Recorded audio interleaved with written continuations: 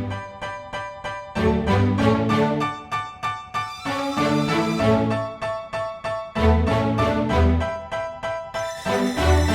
know I've been around and doing it, but now it's my time to shine and start proving it. I'm losing it, I'm moving it. The city is where I'm made, Bostonian flow, I kick it a back day. Yeah, I got game, God in a fan way. We the city of the champs, every sport we play. Spit wetter than the harbor, yeah, I'm flowing like the Charles. I be speeding on this beat, call it Turnpike Miles. Yeah, it's Google signing on, John to the Hancock, and I'm always key, I'm ready to unlock. I be doing big things. Welcome back, everyone, to the newest edition of Once a Week. I'm Billy Janludis, and as you can see, we have another incredible guest for you today. Someone who has, in fact, mastered the art of quitting, as you see his shirt, and in some forms has become the most successful quitter that you'll ever meet. He is a speaker and entrepreneur who spent 2 decades building, managing, and selling a number of successful restaurants, nightclubs, and bars throughout the state of Texas, mastering skills like negotiating and developing the eye for successful talent. The world was his in a number of ways, as many of us can relate to, but there was one that stuck out, and it's the one that matters most to everyone. He wasn't happy, so he quit.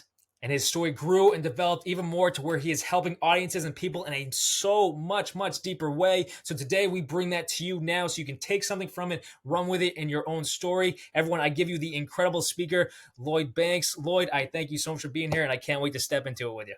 Oh man, thanks Billy for having me. It's always weird to hear yourself talked about when you're sitting right there. You know, it's like an awkward, weird feeling, but it's all true. So No, it's all true. It's all true. And I gained all that from our conversations, look more into it to what I want people to gain from this. But you say it on your shirt right there, the quitter, and you are the most successful quitter. So when people hear that right off the bat, like, what? Like, it catches you off guard. It's kind of a psychological thing in that sense. But tell us, what does that mean? What is this message that you bring to people?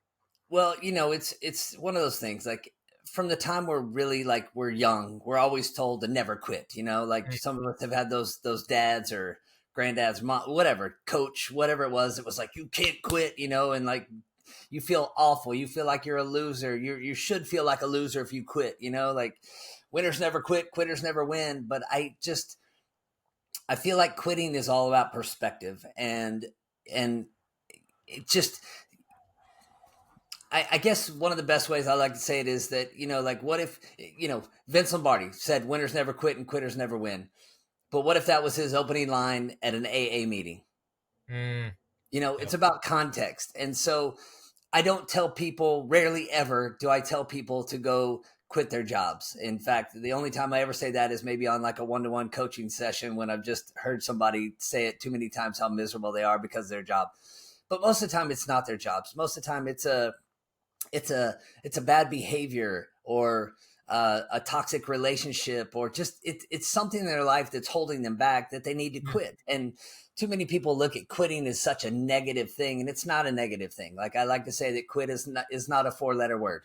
It is a 4-letter word, but you get my point. So sure. It's not a bad word. Quitting is not a bad word. It's a good thing. It's a great thing that everybody should spend a little more time doing. Yeah, no, for sure. And the essence of that's breaking those habits, those bad habits. I believe you've described it as destructive habits for that matter. Right. But when you speak to an audience, like what's the audience that comes to you? Is it people that are struggling with that AA? Is it people that are struggling maybe in a relationship standpoint? I think we're both coaches. I've had clients come to me where they struggle to make the decision and put themselves first in so many areas of life because they're so used to people pleasing and holding everyone else up. In that sense. So in a way, you have to quit that mentality of putting yourself last so you can then start to live your life first in a sense. So do you get people like that just as much? All the time. I mean, it's, people don't know how to say no. They think they're helping themselves, whether it's at work or in their personal lives or volunteering for all their kids' stuff or this or that, like whatever it is, they can't say no. And because they feel awful if they say no. And like you said, they don't put themselves first. And if you don't ever put yourself first, then you're always last. And if you're always last, then it's the old saying, you can't pour from an empty cup. And if you're always empty, then you've got nothing left to give. And so first of all, it's not only just okay to say no, it is important and vital to your well-being to say no. And it's perfectly okay to say no. You can do it politely and you can do it nicely, but you got to say no. I mean, it just, people are, people look at being busy as being successful. And that's one of those things that, look, I get it, man. Like everything that I talk about and everything, the stories I share and everything, it's all stuff that I went through. Yes, I had great success and I had all this stuff, but I was miserable and it was all my own fault. I mean, I never said no. Hey, we need to have another meeting. Great. Let's have another meeting,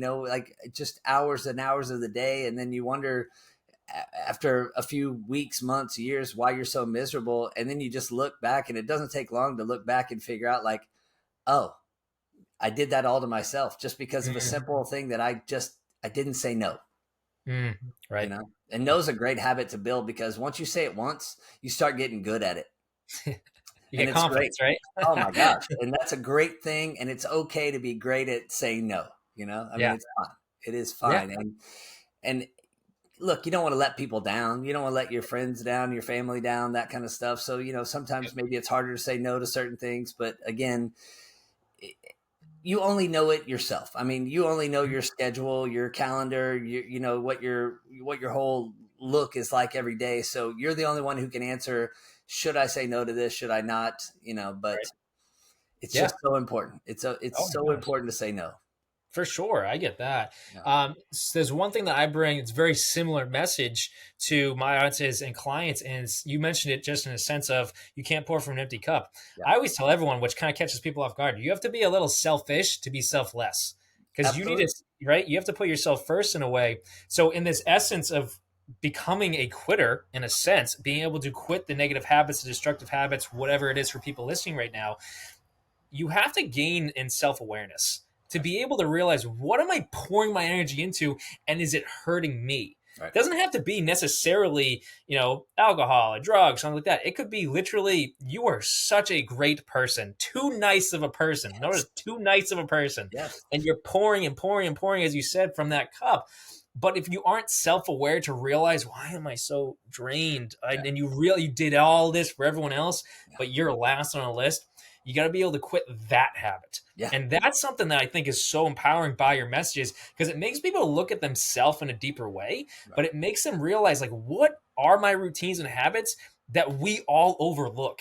Because that's a great thing to be able to pour into other people. Yeah. But if there's nothing to pour from, well, you're hurting yourself. Yeah. Nothing feels better than to give back and to be selfless. But like you said, it's impossible to do that if you have maxed out or over exceeded your capacity. I mean, we can only do so much every day, every week, every month, whatever. And so, at some point, I think you said it perfectly. Like, you've got to be a little bit selfish if you want to be selfless. And that's something I went through a lot of, because for years, part of my being miserable as a nightclub and bar owner for years was I was really selfish. I wasn't doing near enough for my family and my friends, and I was very selfish, and it was all me, mostly because I was trying to make more money and thought that was going to make me happy. And when I realized that I didn't want to be selfish anymore, I wanted to be selfless. But in order to be selfless, I did have to figure out how to be selfish, but in some different ways. So it was an interesting little process that I had to go through. Yeah, but that's self-growth. Yeah, we're going to stick on the self. That's self-growth, and it's in itself, because you see all these areas of how your life is made up. Right. And that's the beauty of it. Yeah. Because as you explained that you changed it for yourself, and then realized the impact and brought it to more people in an audience, a coaching standpoint.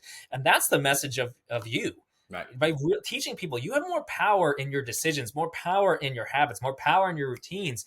And if you want to choose a new path, you can quit the other. Yeah. That's what I've gained from stepping into just your realm for that matter, and just realizing, oh my goodness, he brings such a empowering message to the stage, and it's what people need to hear. Yeah. So you mentioned that there's different people, that different audiences, different people you've brought up, or different stories, we can say. What's an impactful story that either you've gone through or you've seen in all these different areas of life that have truly helped you or helped someone else? There's a whole bunch. Let's see. You know what? I'll just give you one of the bigger ones that I like to share, and because it's probably, I don't know if it made the biggest impact on my life, but it was up there. And so I had gotten rid of most of my nightclubs and bars. I still owned a restaurant that I was trying to figure out how to get rid of, and we had just hit COVID. So now I own a restaurant during COVID. And so everything kind of sucks. Like, it's just like, oh my God, you got to be kidding me. And then I start having some like wonkiness. Like I'm trying to go run and just do some normal things to try to keep life as normal as possible, because it wasn't around then. And I start having like numbness in my feet, and all this weirdness starts going on. And my wife's like, you got to go to the doctor. Doctor sends me to a neurologist. I go through all these tests and MRIs and scans. And I love the fact that the doctor decided that the last one that I needed to have was a spinal tap, which is just awful. So I was like, great. And so anyway, after all of it, you go through it, and the doctor sits me down and says, hey, Mr. Banks, you have multiple sclerosis. Wow. And I'm like, you got to be kidding me. Like, I already own a restaurant. That sucks. It's COVID. This sucks. And now what? Like, now I have, and so I hated it, and I was really scared to death for a little while. But it didn't take me long to figure out, okay, you know what? Like, my whole life has been preparing me for this point. And figuring out now, okay, hey, look, you've done really well. You've started to figure out this whole quitting thing, and I've quit a lot of things, and I've really started to try to get myself to some happiness level that I've never been before. Now I just got to go bigger. I got to step into it and really go bigger. So it made me start quitting a lot of things, the way I ate, the way I drank, the way everything I did in my life, health wise, eating wise, and just a lot of other things, like working myself to death in this restaurant. I can't keep doing this. And so that was probably one of the biggest ones, because I think my perspective had already started to change a lot in my life, and I was ready to take that next step. But this was like hey, guess what? Just in case you weren't ready, you better get ready. And so it changed everything. It changed everything. And then everything from the diagnosis to how I dealt with it and everything really forced me to quit a lot of things and just completely, like I said, change my perspective. And it's funny, you can't imagine why anybody would say this, but I am so incredibly thankful that I went through all that, because I think I was well on a good path to bettering my life.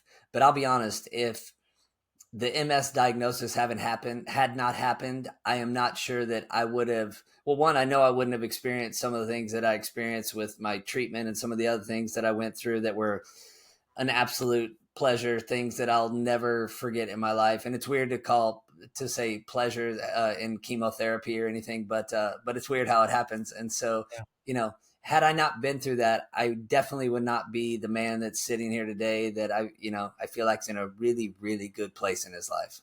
That's awesome. Yeah. When you were going over that, like, the word blessing came to me in the sense of what I think what people don't recognize until they're at a certain level is that life, God, universe is trying to guide us to where we are meant to be, to shine the most light, you can say. But if we are so much in the external of life, where we're stressing and running all over the place, life comes and throws pain at us, as you just described, to get us to either stop or turn. So God can start to pull us to where we're meant to be. And that comes in the form of health stuff at times. That comes in the form of broken relationships. It comes in the form of life falling apart so we can become remade in such an incredible way.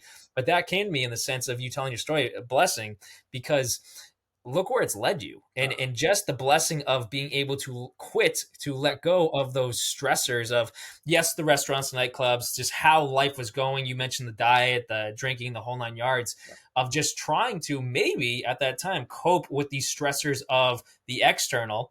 Because I like to teach my clients, if you don't handle the external stressors and you let them in, they become internal stressors. So your body reacts to what you're trying to avoid externally. And for you to then to quit that and be like, no, I'm cutting off all these edges. I'm going to focus on me and grow this. So then you can become a greater impact externally.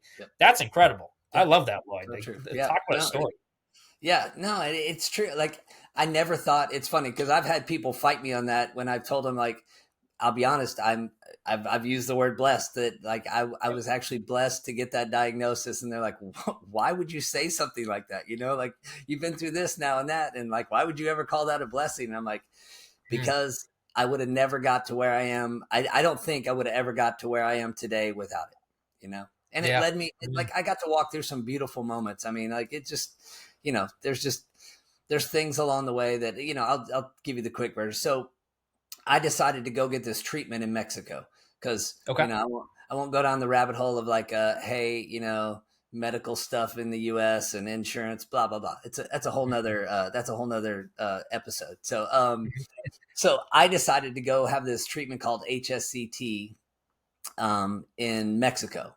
And now they're starting to do a lot in the US and whatnot because they've realized, oh, wow, this could actually help. But what it can actually do is cure people as opposed to, these really expensive drugs that they want to put people on that they admittedly do not heal you, only hope to, kind of slow the progress of the disease, the progression of the disease. And so, whereas HSCT hopes to actually heal you and stop the progression of the disease. And so, part of what I did, I went to Puebla, Mexico for 28 days. I had chemotherapy and stem cell transplant.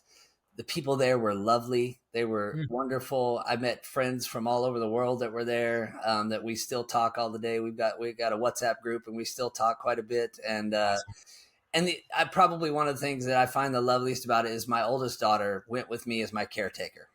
Wow. So 28 days I got to spend, in Mexico, most of the time in a room because we couldn't go far. It was during COVID as well. So it wasn't like you could go out and about.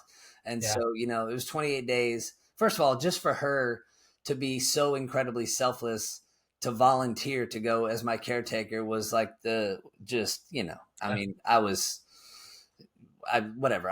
have cried so many times, just like, wow, this kid is incredible. Like her mama really raised her right. I'll take no credit for it. So, but just getting to spend that time with her, was just, it was something else, and it's something I would have never had without this diagnosis. And I think I don't think it brought us so much closer together to this day. Like we're closer because of that experience that we had. And so, and that's just one story. I mean, I got 100 stories like that I wouldn't have happened without this diagnosis. So it really, going back to it, the diagnosis was a blessing. Yeah. A weird blessing, but a blessing. Hey, it's in a way it rectifies the path we're on, Yep. or it brings you to where you're meant to be in a sense. So, if we want to stick on the terminology of blessing, all things work together. Yeah. It's supposed to happen because it fixes the perspective, but it fixes those habits that you mentioned. You have to quit certain aspects of your life to then walk into a more empowered version of yourself, which, just that moment, you and your daughter, that's such a loving concept, a loving moment, but the love in itself is such a powerful energy. That's healing. That's healing in itself. And then, yes, doing the treatment and everything's healing too. But now, if you really want to build on it, this could be me diving deeper, but in such a loving moment, you heal from those ailments. And then you then take that energy, that love, that light, that joy that you now have by those moments with your daughter and this great community that you built. That's what's fueling the stages now.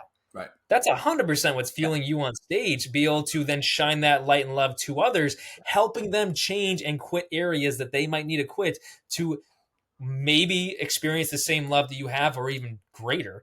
But that's it adds so much more to the message that you bring to people. Yeah. That's awesome. No, you're 100% right. I mean, you know how it is. Like when you're a speaker, you're obviously up there for a reason. And that reason is usually fueled by some intense burning desire to help others. And, I never thought that would be me. I never thought that would be me. Like I said, I was selfish for so many years, man. It was all about me, me, me, me, me. I wasn't out there trying to help anybody. I was trying to help me. And now I go out there on stage and I'll tell you, like I get up, I pray before I go on stage every time, not just like, hey, don't screw up the words and don't screw up this story. It's like, please let me reach out and let me grab some people in that audience. Let me figure out how I can touch as many of them as possible and really connect with them and really help them. And so, it's funny. Like I look back at 5 years ago, 10 years ago in my life, and I can't believe what I do now that, I'm almost finished with a book that I never thought I'd write a book. I'm not smart enough to write a book. And, and it's funny. So, perfect example though, like I'm not a guy that I ever thought would be like a guy who's out there sharing his story, but I think anyone listening to this needs to realize that, hey, guess what? You've got a story too. And you know what? You may think it doesn't matter and it's not important, but I promise you that there's at least somebody, if not a whole bunch of somebodies out there that your story matters to and could resonate with and connect with and really help other people's lives. And so it doesn't mean you don't have to go get up on a stage and speak or whatever. Just be willing to share your story. I think with other people is so important. And just, everybody's a little farther along than the next guy that, could maybe help them get through that next Right. door. 100%. I echo that. I always tell everyone, you're going through this right now or whatever you went through. Yes, to help you and help you move forward, but it's to help the person behind you. Yeah. So they don't have to go through it and they can get even further. Whether that's your kids, whether that's a coworker, whether that's a friend, a family, whatever it is, we go through it to pull the next person up. And that's exactly what our stories do. But this book, is this book about your story? Is it about what you've been through? Tell us about that. I originally, when I started writing it, I thought, well, you know what, I'll just expand on, some of these stories that I tell in my talk and whatnot. And then I was like, you know what, I don't want to write that book. I'll probably write that book one day, but that wasn't what I wanted to write. I was trying to figure out, I just wanted something that was kind of like I kept hearing from different people about different things they didn't say it, but I was like, wait, they're talking about perfectionism or procrastination. And I'm like, oh, well, you should quit that. And you should quit that. And so I started making this list of things that a lot of people are dealing with that they should probably quit. And so I decided I was going to go in and just write different things. And then that turned around into like, well, you know what, how do I organize this book? So it turned into, my writing coach had a great idea. Like, hey, why don't you make it kind of a 1 per week thing? So do 52 things that people need to quit. And so I did 52 and I thought of another one. So I threw in a bonus chapter. And so I don't even call them chapters. I call it weeks. Nice. And look, it's not War and Peace. It's a thin little book, and it's something that I think is quick. And so, yes, people could go through it different ways. If you go through the book and you look at the table of contents and you see 10 out of those 52 things that really speak to you, great. Go do those 10 weeks, Right. and you can probably knock them all out in a day, in an hour, if you want, at least reading it, and then I added somewhere along the way, I added like a workbook element, because I was like, look, I can go say all this stuff, but we got to figure out how to help people actually walk through this and work through this. And so, it's kind of like each week has an intro, talks about the problem. I tell a personal story of how that same thing worked in my life and was affecting me in my life. And then I go through like practical and tactical steps and this whole workbook program or worksheet, and to try to help you walk through that and come out on the other side of it. So, nice. So again, it's a very simple little book, but I think it can really help a lot of people. And it's one of those books that, look, you can read and keep it on your shelf. That way, if you run into another problem, or you know what, even better, go hand it to somebody else, who's going through some stuff, and see if it helps them. Right. That's awesome. Yeah. I love how that's written as well, because I always look at it where, obviously we can go read these giant books and we learn and can indulge in that information so much. But when we're trying to create a change in our life, the devotional concept, whether it's a day, a week, or whatever, to read a chunk and then apply it, and then read a chunk and then apply it, that to me is life-changing, because I've got books all over the bookshelf that were great and it's all this great information, but I probably grabbed maybe 3 chapters of a 20 chapter book that stuck with me. And I'm sure the other 17 chapters are great, but it's because the 3 that spoke to me, I applied right away because I needed it right away. But to then work with it, all right, for this 1 week, I'm going to work on quitting X, Y, and Z. And then I'm going to do that for this. That's my focus for this 1 week. And then the next week, I'm going to focus on this one. And then you apply it for the next week. That creates success over time. Absolutely. And that's what success is, So I give you so much credit for that idea. Yeah. Well, and you know what? I love to say it was all me. My writing coach is brilliant. And I had some other fellow speakers and stuff that I would send a few chapters to, and got some great feedback from people. So I owe a lot of people for, some of the changes that came, with when I was writing the book. But, it's like you said, like, it's kind of a whole momentum process. Because quitting it's not unlike, I don't know, sports or whatever. Like, look, if you're a runner, you're not going to go out on day one and try to run 10 miles because you're training for a marathon. No, you're going to go run maybe for 10 minutes and then you're gassed because you haven't run in 5 years or 10 years or ever, Right. And so just kind of like that, quitting is also something that it takes gaining momentum. And so like a lot of people ask me, they'll come to me with things like, oh, I need to quit this. And it's one of the big ones. And I'm like, well, look, let's rewind. Let's work backwards from that. And let's see, like, what are some other little things that you need to quit? And it doesn't take 5 minutes to figure out that there's 20 other little things, or maybe even some medium things that they need to quit. And so I always tell them, like, look, let's start small. Let's start small. Let's start with a couple of little ones and let's work through those. And then you kind of build up, because it really does. You gain momentum by quitting things. And I'd be willing to bet that, I don't care, find me the most put together male, female in the world. I don't care. Find me the CEO of this company, that company, whatever, anybody that you think is the most put together person in the world. And I bet you in less than 5 minutes, they would admit to me or anybody else that, oh yeah, there's plenty of things I need to quit. Like maybe they're, I don't know, maybe they deal with stress by smoking. I don't know. Yeah.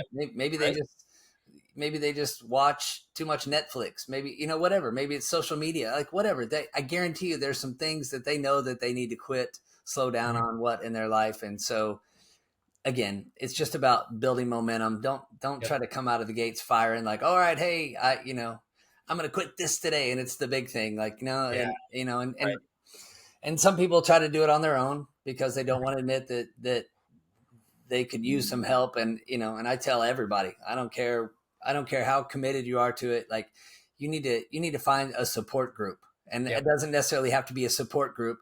It could be your friend, your buddy, your wife, whatever it might be for you, or I don't know, an online group, whatever. But like, don't try to go about it alone, because first of all, you want someone to kind of walk that walk with you and walk through it with you and kind of hold you accountable. More importantly, you need an accountability partner in it. And so, so again, take the steps slow. Don't try to hit the big one first. Build some momentum, have some accountability there with you. And there's a whole process to it that I think that I identified with, like what I did with my course and the way I walk through with my coaching clients and whatnot, that I think just it makes the process, it's palatable. It's easier. And because I've watched people go through my coaching course and they tried to skip from step 1 to step 8. And then they came back and wondered like why it wasn't working for them. And I'm like, because you skipped from step 1 to step 8. Yeah. Like, 2 through 7 is very important. We gotta get through those. Like, let's not jump to 8. And so, anyway, that was a whole big scramble there. But I completely agree with it, in the sense of people listening right now. If you're trying to make a change, yes, you could reach out to Lloyd, reach to myself, but it's a process. And when people come in guns a blazing where they want the change to be done like that, like I've had clients come to me and we've done great work together, but I had to shift them from that mentality where it's not, it's not the one pill fixes everything concept. It's no, there is work that needs to be done, because you're not just changing the habit that you want to switch. You're changing how you think. You're changing how you act. You're changing how you live in this world. And to echo one other aspect that you mentioned, when we want to let go of these changes, we want to change or quit these concepts that we might live by, or these perspectives we live by, whatever it is. If we look at it in the sense of, I'm carrying this with me, thinking this is helping me move forward, or helping me cope, or helping me get through this part of my life. But notice that I'm like putting a backpack on and I'm carrying it with me. If we start to let go of these habits that we think we need, like smoking, drinking, the whole 9 yards, or people pleasing, whatever it is, if we let go of it, as to what you said, momentum, you pick up pace. You're moving forward now with momentum, but with speed. So if we want to create this giant change like that, there's a lot of little steps that get to that, like that, but it's everything there. And it connects to one area that you mentioned on your website just as much. And I wanted to ask you about it. So it kind of connects to this area. And I want to come back to your coaching and the course, because that's empowering for people. But on your website, you mentioned you help people reassess their version of success and move away from their fear of failure. Right. And I think that in this concept and this topic of quitting the areas that are holding you back or you think you need. That's the work they need to do, is reassess. What is your version of success you're moving towards? Like, what is this change you're creating? But moving away from the fear of failure, because a lot of us think that if we let go or change an area of our life or quit something in our life, everything changes, and then fear comes in. Oh, yeah.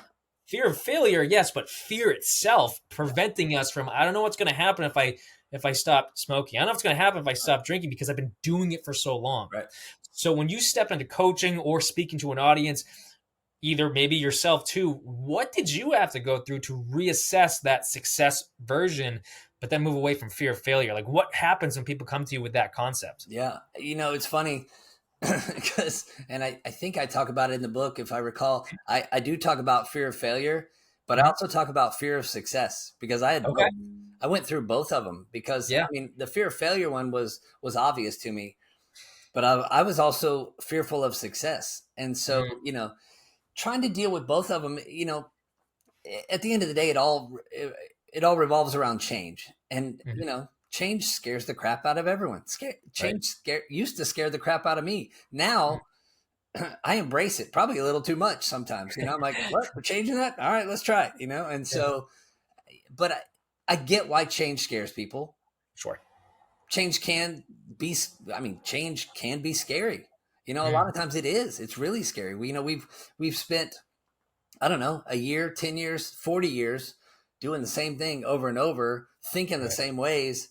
My God, I can't do it differently. What that's going to throw everything off. And they're so consumed by it that they can't, it's like they can't take that first little step because they're so consumed by the fear of change. And so again, I think that's the tough work that guys like you and me do with people, is figuring out how to get them to take that first step off the ledge. And it's super scary, and again, I've been there, man. I've been there, done it. Like I remember when I realized that I couldn't continue to be the psycho workaholic that I was, working 70, 80 hours a week. But I realized how miserable my life was. I mean, my marriage, my family, my friend, like my relationships, everything was screwed, and it was all my fault. And because of this crazy work schedule that I had, and again, not being able to say no and all the other things. And so at some point, hopefully it doesn't take hitting rock bottom, but sometimes it does, for you to realize, okay, change is scary, but how's my day-to-day right now? Is it great? No, like mine wasn't great. So I finally I had to throw caution to the wind and say, hey, you know what? I've got to make a change, because if I don't make a change, one, I'm probably not going to be here much longer. And if I am here, I'm going to be the same miserable wretch that I am right now. And I don't want to be that guy.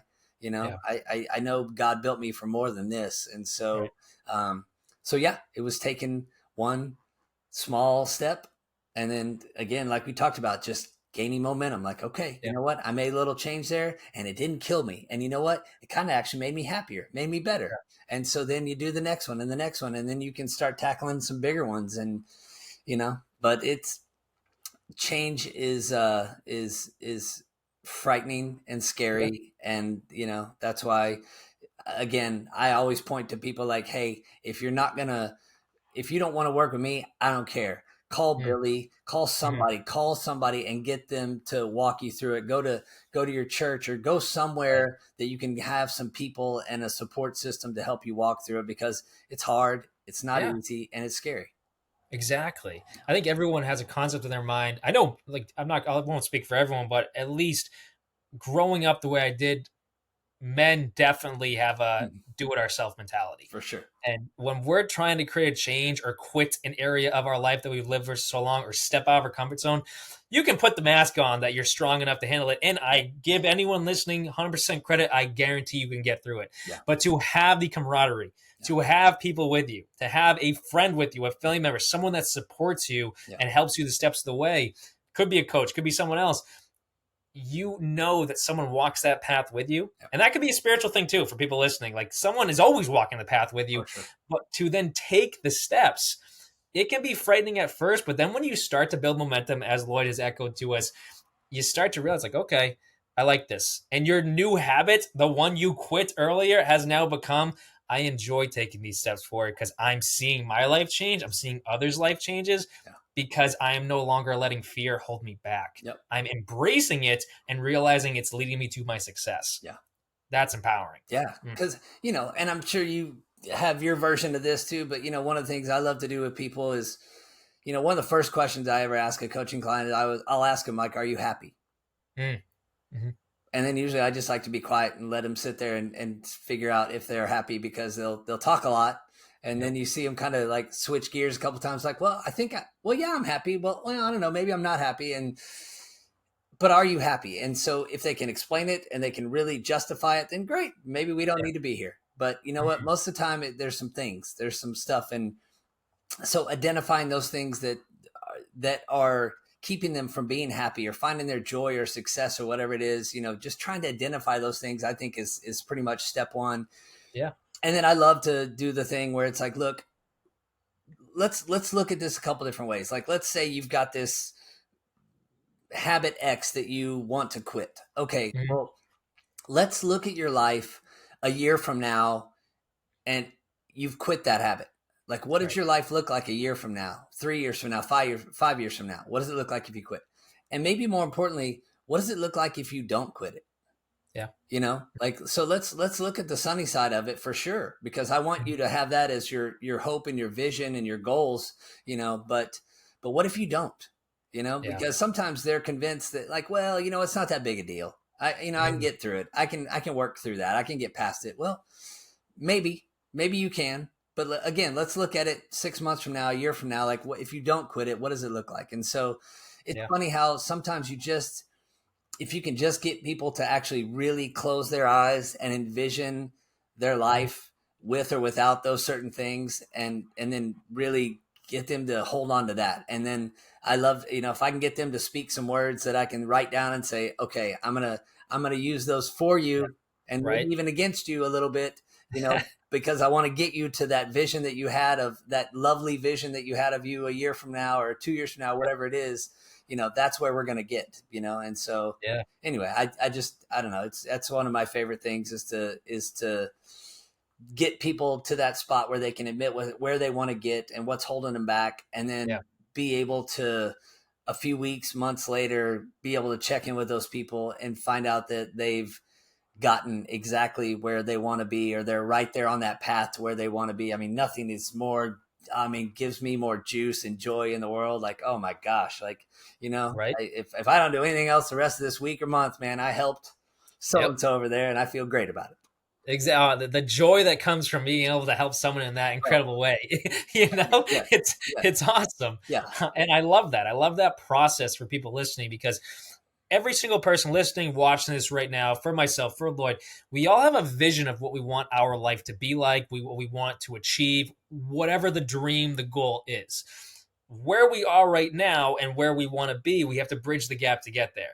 For some of us, there's things holding us back, probably everyone, there's things holding us back from being able to get there with the momentum, with the speed, as we mentioned earlier. So to be able to quit these areas, or to realize I might not be as happy right now as I want to be in that vision, but to then realize that vision is not very far away. And when we start to take the steps together and we start to bridge the gap together and we start to quit areas that were holding us back, but then add in areas that actually build us up and make us, or help us move forward even further, that's the joy of the process. And I think that's the process everyone is in their own right, whether they look at it or not. But as I can speak for Lloyd and myself, that's the joy of being a coach, because you're helping people, literally walking them the process. Because as you mentioned, you'll write down words they say, might use it with them, might throw it back at them to kind of realign them. Like, hey, this is what you said you wanted. But that's the joy of it, because it's like we're helping them in a non-attached way. Where we're like, hey, I'm going to help you get there, because it's not like, I think a lot of clients come to me and they look at me as like the person above, which in some perspectives I could understand, but at the same time, I'm right here with you. Let's walk. Let's get there.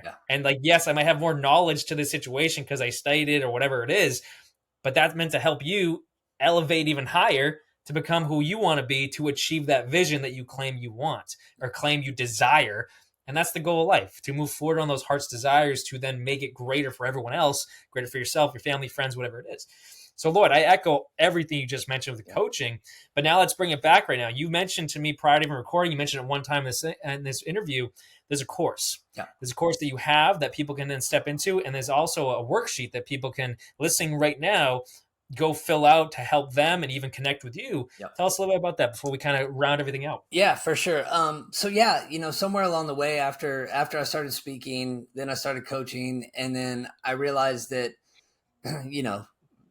look, I'll be 100% honest. I mean, doing one-to-one coaching is not always the cheapest thing. And so I was like, okay, well, and I went through that with some people that I was talking to that were interested in one-to-one coaching. And I started feeling guilty, to be honest. I started feeling guilty. Like, well, you know what? I want more people to be able to walk through this kind of program. And if they can't walk through it with me one-to-one, then how can I at least provide them the platform to be able to go through it and help them? And so I don't know. I sat down and I started thinking about what do I do in my coaching process with people. And so I just turned it all into an online course and tried to make it really as affordable as possible. And then even one step further, just some people that were kind of, they were a little skeptical about it and whatnot. So I created something that I was like, well, hey, look, here's something totally free. You can just go try that out. It'll at least help you identify some of these things that maybe you need to quit, And so I did that. And so a lot of people seem to go through that and they go, okay, maybe this guy's not an idiot. And so then they sign up for the online course. And then, and occasionally I've had some people that did the online course that really enjoyed it, but said they felt like they needed a little bit deeper work. And so, they've turned into coaching clients and whatnot. And so it just, whatever, it's just one way. Like I wanted to figure out how I could truly help everybody. And I felt like that was one way that if I could put this course out there, it wasn't just like, hey, I'm doing one-to-one coaching and we're spending an hour together every week. Now I don't care if I don't know, 100 people, 1,000 people, 10,000 people all want to go take the course, then great. If that's that many more people that I've been able to help through the process, then man, thank you, internet. Thank you, online. Thank you, however that works, that people can go do that. Right? Oh, that's awesome. There's a message that I say on my website. I say it on my YouTube videos all the time. People listening will hear it before. I say it on my Instagram post, but it's helping people is the name of the game. Yep. And I don't mean that in the sense of helping people is how you achieve more money. Helping people is whatever. Yep. Helping people is the name of the game of life. Yeah. And to then move forward in life, to elevate yourself, to grow, to learn, to whatever it is. Helping people is going to get you there. Connecting to what we said at the start of this video, you have to be selfish to be selfless. Yep. So connecting Lloyd's message and that message of helping people, you got to be able to put yourself first and give yourself what you need, let go of what you don't need, and so on and so forth to move forward, so you then can reach out a hand and help other people. Lloyd's message echoes, your story echoes that, where you lived a certain way of living and you achieved an incredible result from it, but you were missing a certain piece, and then life came and altered a little bit so you could have a higher perspective to now you get to help people, and that's the greatest feeling. So you had to go to yourself first to be able to walk the path to give back to everyone else. Everyone listening, watching right now, that's you just as much. To be able to see yourself in Lloyd's story and my story and anyone that you come across from a book, podcast, whoever it is, see yourself in them and realize, all right, how does their story relate to me? Can I move forward in that? And I think with all the resources Lloyd just went over, of the coaching, of the course, of his speaking events, of the worksheets, if you're someone that resonates with Lloyd's story and you want to master the art of quitting for that matter and let go and quit these areas that aren't helping you or building you up anymore, reach out to him. Yeah. Lloyd, I'm going to ask you in a second to tell them where your website is and anywhere else they can find you. But people, I want you to hear that message one more time of there are all these resources put in front of you to help you and in your life move forward. It is your choice, as we said earlier, it is your choice to then move forward on any of them, whether it's the free one that he said, whether it's the course that he said, whether it's the actual coaching that he said, whether it's you get a ticket to one of his events, heck, me too, and all these other areas as well. It's your choice. Do I want to keep myself on this path that I'm on, or does this stuff really resonate with me and I want to walk over there? Yeah. That's the joy of life, of making the choices that you want to follow. But if something echoes in you to follow that path, follow that desire, because that's leading you to where you're meant to be, to help you become who you're meant to be and then achieve whatever that vision is that Lloyd touched on. Take care and run with it. But Lloyd, I thank you for all this information. I thank you for everything you bring. And I want to have you on again. One, for when the book comes out, because we have to spread that message. That just sounds so empowering. For sure. But where can people find more of you for that? I got two questions, but one is, where can people find more of you? Yeah, probably the easiest way. My website is Lloyd, and it's 2 L's, LLOYD, LloydSpeaks.com. And that'll get you most of the places you want to find. And then I do a lot on Instagram, Lloyd Quits. And then I'm working a lot on my YouTube channel these days. So my Lloyd Speaks YouTube channel. And so, awesome. So yeah, those are a few ways. So I'm on all the socials mostly, except TikTok, because I don't dance. So, you know. I'm going to have all those links in the credits of this video and the YouTube description for people listening right now. I have to acknowledge this as well. Lloyd, your name, Lloyd Banks, I don't know if you know this. There's a rapper. But okay, so I typed in, you're looking for your website. I typed in Lloyd Banks. I'm like, that's not him. You know? I've had a lot of fun with Lloyd Banks, who his real name is Christopher Lloyd, but I guess he didn't want to be like Christopher Lloyd, who was the actor from Back to the Future, who played Doc. Right. Yep. So I guess he thought Lloyd Banks was a cool name, which growing up, I thought, God, that's the worst name ever. And so, so he stole my name, and then it was cool. I know way too much about him, but yeah, I mean, when he was in the G Unit with 50, it was cool, man. I was feeling cool. He had some good lines, and there's a couple lines back in my nightclub days that were in songs that mentioned him, and it was pretty cool that when it was 50 saying call Lloyd Banks and get the mother crunk, So I would have that thing on repeat. I could just go hit one button on my keyboard at the club and be able to play that over and over. So. Yeah, and some great logos like Lloyd Banks using the S as a $sign. So yeah, I've got some good stuff out of him. So that's awesome. That's perfect. Yeah. But we now told everyone where they can find you. Is there one last question? Is there a lasting message you want to leave with everyone before we close this whole interview out? My favorite thing to end with is usually telling people to, quit all those things that don't matter so you can live a life that truly does. And just remember that it's not about adding. It's not about keeping adding stuff. Sometimes it's about subtracting. And so just one, don't be afraid to quit. Don't be afraid to change. And if you're really ready to make that change, then, reach out. Like I said, if I can help you, Billy can help you. There's someone out there that can help you. And you all deserve to have joy, to have happiness, and to have success. So stop letting whatever it is that you need to quit, stop letting that get in your way, because you deserve it. So go out there and get it. That's awesome. That's a perfect period to the end of this interview. We're going to clip that one. There you go. Perfect. There we go. Awesome. Lloyd, I thank you so much for being here and sharing your knowledge, sharing your story, your wisdom for that matter, and everything that you're bringing to people from the stages, from the one-on-one coaching, from the worksheet, the course, everything that you bring to the table. I can't wait to have you on here again. But everyone, I told you his information is going to be in the credits. This video is going to be in the YouTube description. Reach out to him. Even if it's to grab the free worksheet, even maybe you want to try the course. Maybe everything that we said today resonates with something that you're going through. It could be one area of your life that you're trying to quit. I'm telling you, Lloyd brings more than what we talked about today. But it's on you now to go seek it out. Go ask a question. Reach out to him in whatever way possible. But I'm telling you, he has an answer that you might need. See if it fits for you. But Lloyd, I thank you for being here. Everyone, please like this message on YouTube. Hit that thumbs up button below, because as that number goes up, YouTube takes this, sends it into the algorithm, and sends it to more people that needs it. Share this message to someone that you feel might need to hear it. If at any point of whatever Lloyd said and whatever I said, someone popped into your mind, to me, there's a clear-cut sign that they need to hear this because it can help them. The entire point of Once a Week is to help people. Lend a hand, reach out a hand to someone and share this message to them. Not to help Lloyd, not to share myself in whatever way, but to reach someone and help them. And please subscribe to Once a Week on YouTube if you have not already. That number is going up every single week, which means we're helping people every single week, and that's our goal. So I thank you guys for subscribing. If you have not, please hit that button.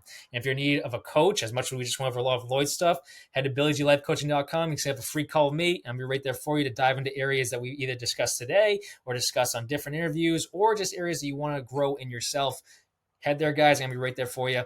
But Lloyd, thanks again. It's been a blast. I appreciate it, man. Thanks for the time. Awesome. Have a good one, guys.